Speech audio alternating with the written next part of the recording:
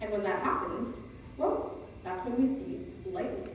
Now, who here would agree with me that the electric force is really bright and really loud? Do people basically this off? Yeah, all right, sorry, that was a trick question. The electric force is actually invisible and it's silence. How does that make sense? Well, let's think about another force that we all know, right? What's the force that keeps us pulled down to the ground? Gravity. Can we see gravity? Can we hear gravity?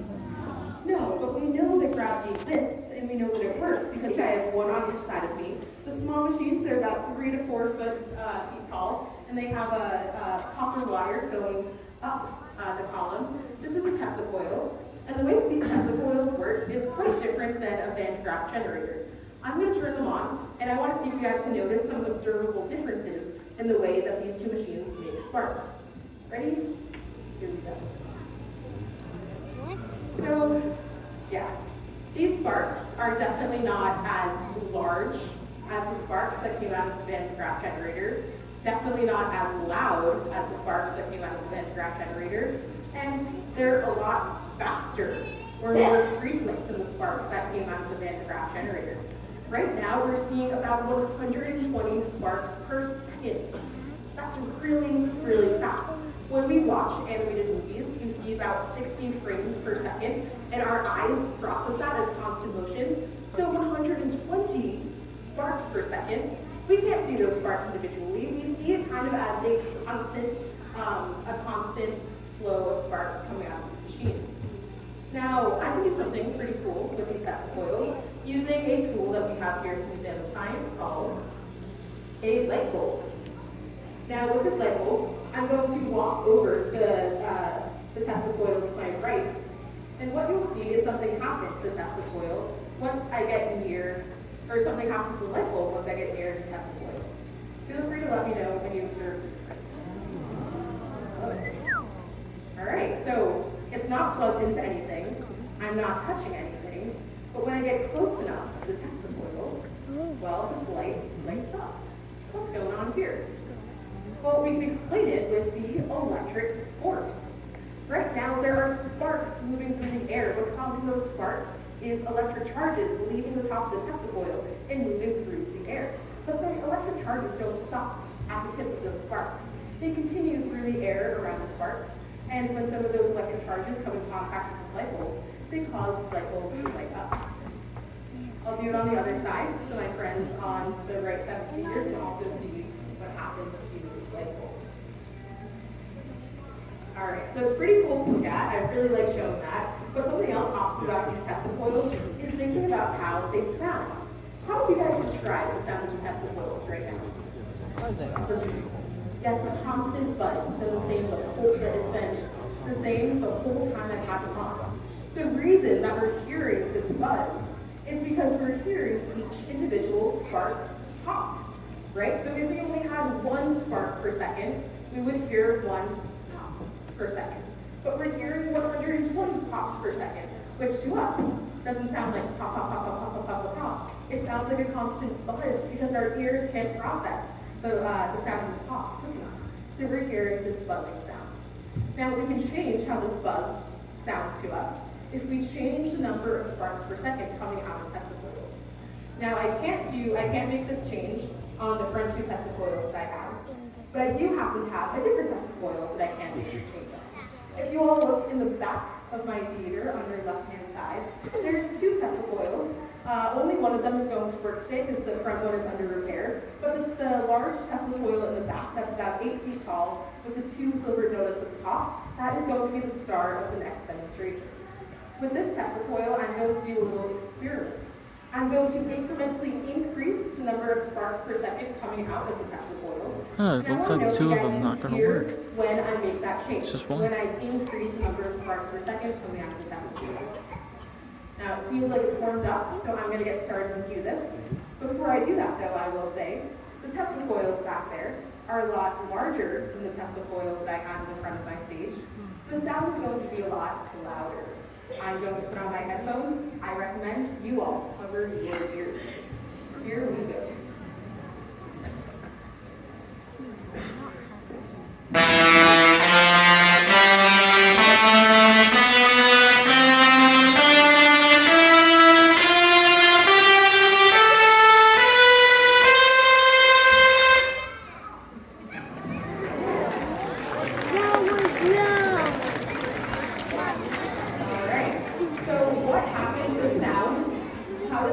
change is I increase the number of sparks per second.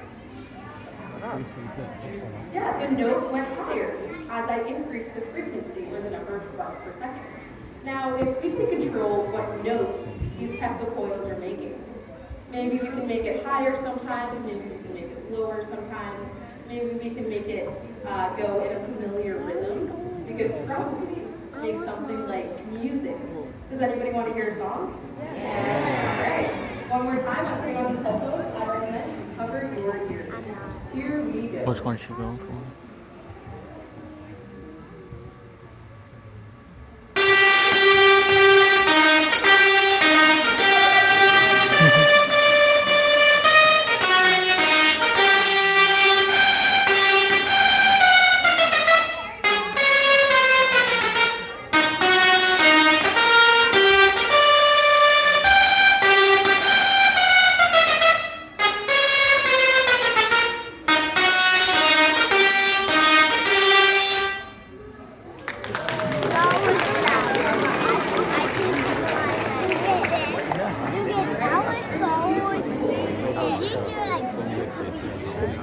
I did it. It's like, All right, those are one of my favorite parts of the show. If you guys stick around for about 5 more minutes, they are going to return as the star of our Super Spark Spectacular, where I'm going to turn on all the machines that we saw and have a really fun finale for you.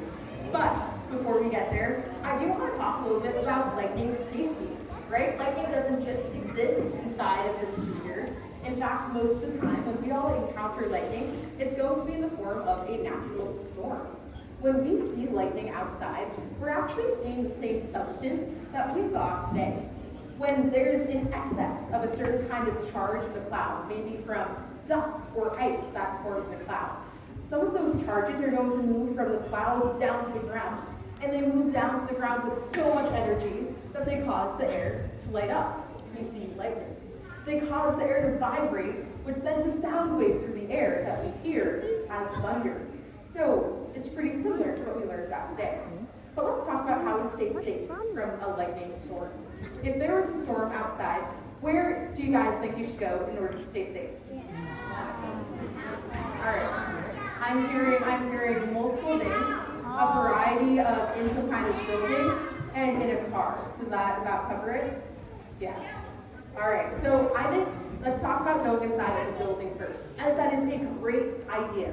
If you all can get inside of a building, please get inside of a building. Inside of a house, inside of a school, inside of the Museum of Science. Go inside of a place that has walls, because that place is likely built where there is conductive materials like wires or pipes on the outer walls of the building. If lightning were to strike the building that you're in, it's most likely to move through those conductive materials in the walls as opposed to you on the inside. So you're safe as long as you're not connected to the walls via running water or a charger on your phone or anything like that. So we're safe inside of our houses. But if you can't get to a building, the next best place to go, I heard somebody say, was a car. Why do you think a car is a good place to stay safe? It's grounded. All right. I'm hearing insulation, tires, metal, grounded, a lot of really good words, a lot of things that we're going to talk about right now, actually. Now, one of the most common answers that I get when we think about why a car is safe is the fact that a car has tires. Tires are a material called insulators, which means that electric charge has a difficult time moving through them. But a surprising fact about tires is that, well, lightning can move through miles and miles of a different insulating substance before it even gets to tires. Lightning moves through miles and miles of air. So by the time it gets to tires, it's still powerful enough to move through just a few inches of rubber at the bottom of your car. In fact, during the finale, I have a tire to the left or to your right of the stage. I'm going to raise that tire up to the anti-gravity generator, and you can see that lightning is going to strike to the bottom of the tire. Now, if it's not the tire that keeps us safe, somebody else said metal, right? All cars, or most cars, are surrounded by a metal frame. And that leads me to my current demonstration. Some very observant people in the audience might notice that I'm currently raising myself up in a giant metal cage.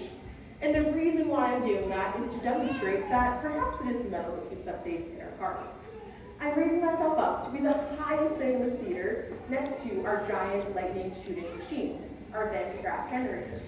And what we're going to see is, well, if I'm going to be safe. Now, to do this, I'm going to power on our Van de Graaff generator, and I'm going to give us all one more warning. This is going to be loud, so I'm going to cover my ears. I recommend that you all cover your ears too. Here we go, and wish me luck.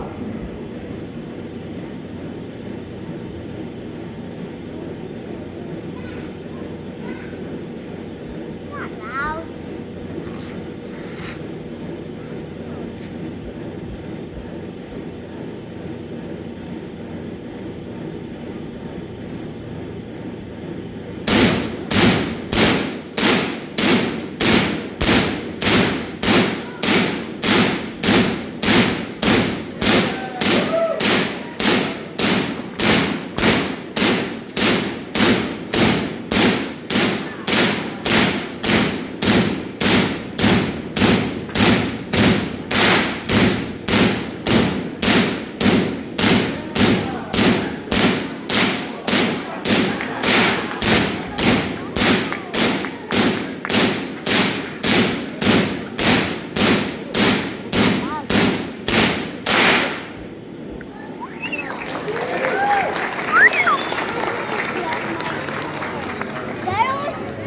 I was safe inside of this metal cage.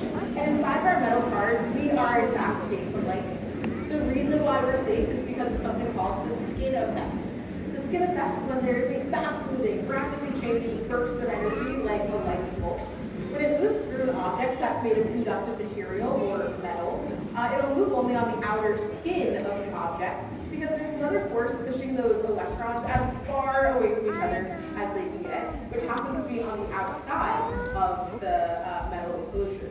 Now, I was perfectly safe touching the inside of the cage. You guys saw me touch pretty much directly where the lightning was striking, and I was totally fine.